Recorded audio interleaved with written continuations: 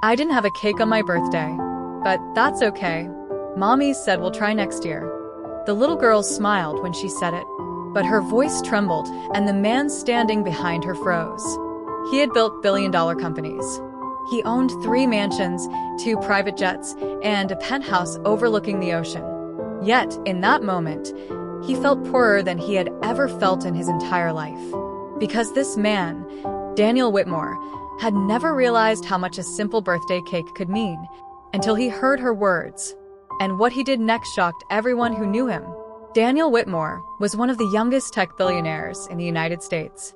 He built software companies that millions of people used every day.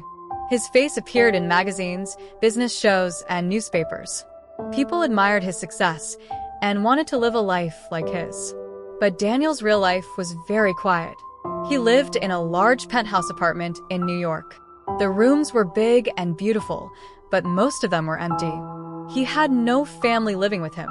His parents had passed away years ago, and he never married. His friends were mostly business partners, and they talked about money more than anything else.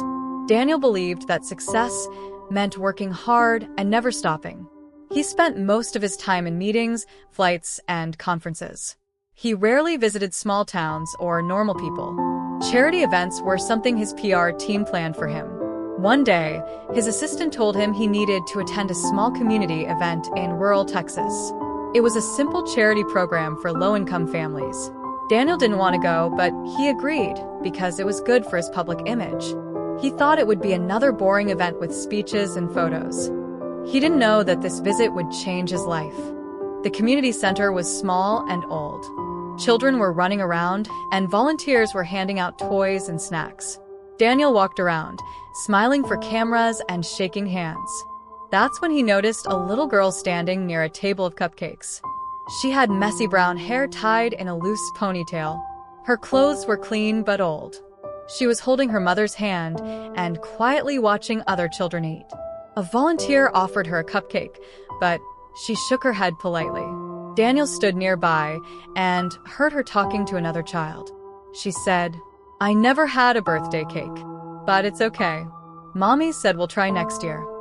Her voice was calm. She didn't sound angry or sad. She just sounded honest.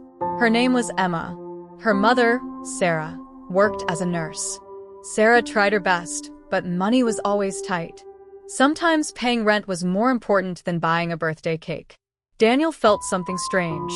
He had never thought about birthday cakes before.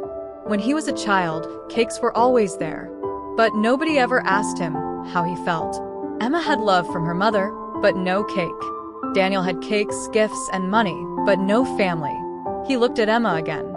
She was smiling and talking about stars and planets with another child. For the first time in many years, Daniel felt uncomfortable about his own life. That night, Daniel couldn't stop thinking about what the little girl had said, and he decided to do something no one expected. After returning to New York, Daniel tried to continue his normal life. He attended meetings, signed contracts, and spoke at conferences. But his mind kept returning to the small town in Texas and the little girl named Emma. He kept thinking about her words. She had spoken about not having a birthday cake, as if it was a normal thing. That simple sentence stayed with him. He started noticing things he had never cared about before. The expensive dinners, luxury cars, and large houses suddenly felt less important. One evening, Daniel called his assistant. "I want to go back to that town," he said. His assistant was surprised. "Is there another event scheduled?" "No," Daniel replied. "This is personal." The next morning, he boarded a private jet and flew back to Texas. This time, there were no cameras, no PR team, and no speeches planned. He just wanted to see Emma again. When he arrived at the community center, volunteers recognized him and were surprised to see him alone. He asked about Emma and her mother. A staff member gave him their address, a small trailer park on the edge of town. Daniel drove there himself. He had never visited a place like that before. The trailers were small, and the roads were narrow. He stopped in front of Emma's home and knocked on the door. Sarah opened the door and looked shocked. "Mr. Whitmore?" she asked. "I hope it's okay that I came," Daniel said. "I wanted to see how you and Emma are doing." Emma appeared behind her mother and smiled when she recognized him.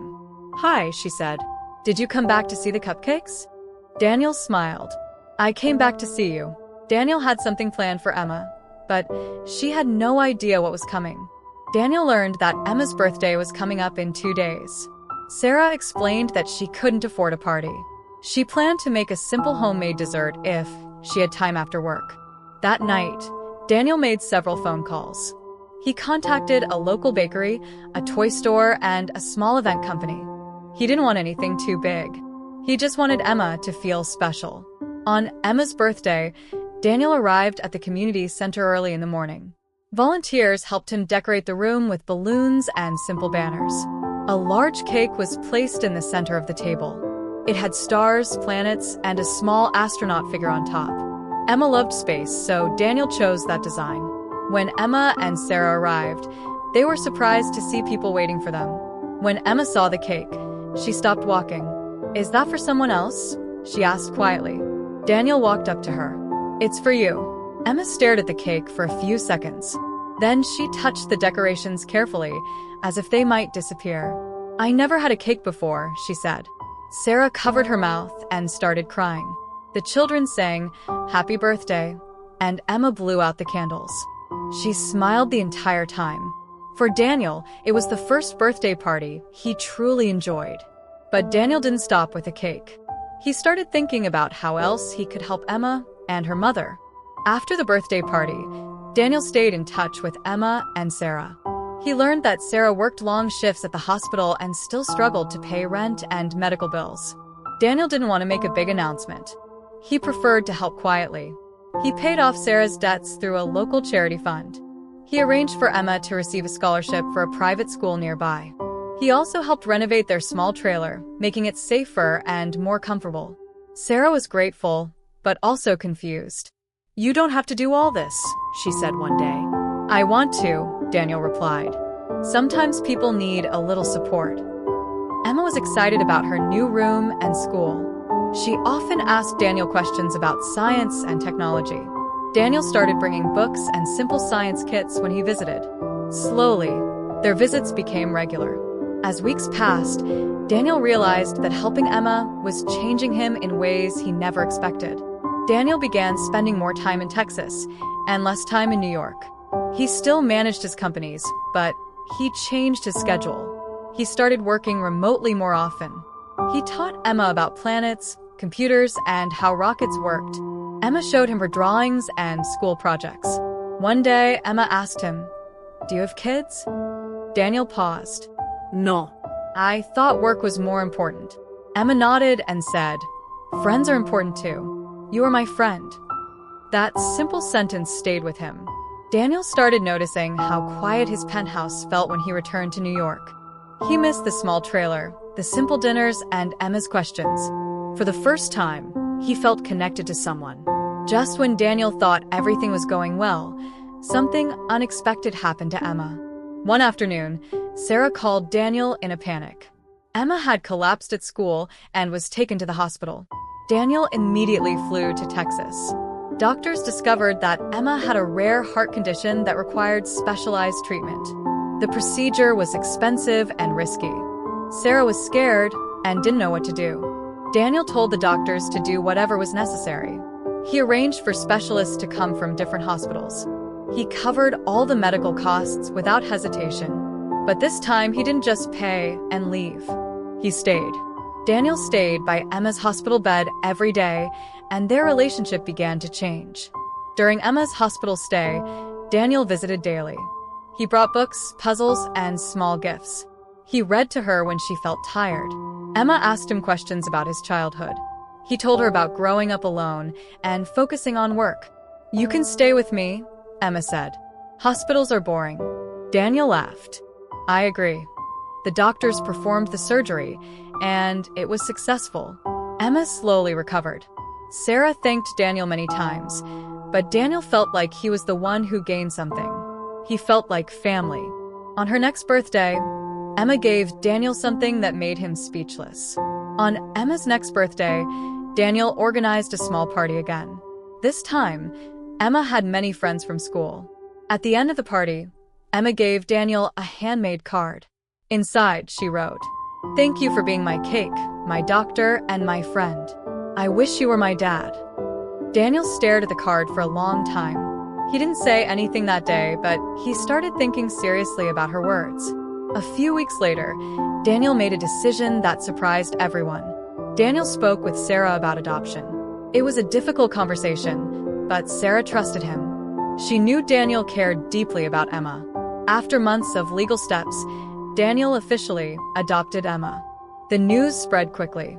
People were surprised that a billionaire chose to adopt a child from a small town. Some praised him, others questioned his reasons. Daniel ignored the attention. He moved to Texas and bought a modest house near Emma's school. His penthouse in New York was no longer his main home. Emma decorated her new room with stars and planets. Daniel attended school events, helped with homework, and cooked simple dinners. His life changed completely. He once believed success meant building companies and earning money. Now, he believed success meant having someone to share everyday moments with. Daniel had everything in the world, but he felt empty. Emma had very little, but she had hope and kindness.